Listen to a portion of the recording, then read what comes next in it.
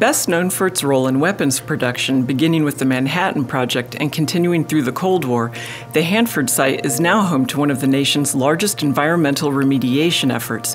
A key element of this cleanup is solidifying approximately 56 million gallons of radioactive and chemical waste stored in 177 underground tanks. As originally envisioned, the Waste Treatment Plant, or WTP, would treat high-level and low-activity radioactive waste simultaneously. However, to begin treating waste as soon as possible, the U.S. Department of Energy developed a sequenced approach that would treat low-activity waste first, starting by the end of 2023. The sequenced approach is called Direct Feed Low-Activity Waste, or DFLAW. This approach sends low-activity waste from the tank farms directly to the low-activity waste vitrification facility. Delivering direct feed low-activity waste is a critical part of the ongoing mission.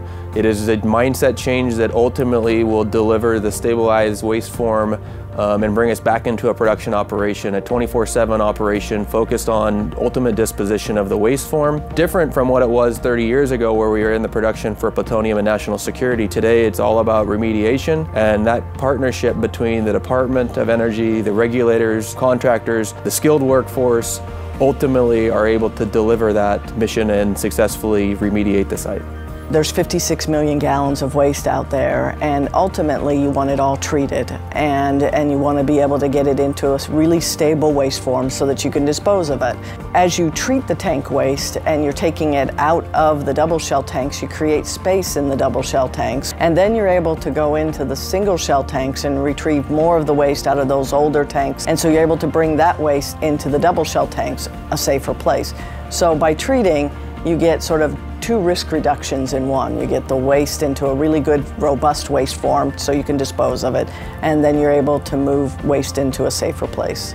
The Department of Energy has a series of safety protocols that they follow, and the state has a RCRA permit in place. And some of that looks at making sure that every activity that's done is done in compliance with the state regulations, and ultimately that's all to make sure that it's done in a way that's safe for the workers and safe for the environment and for the people around the area.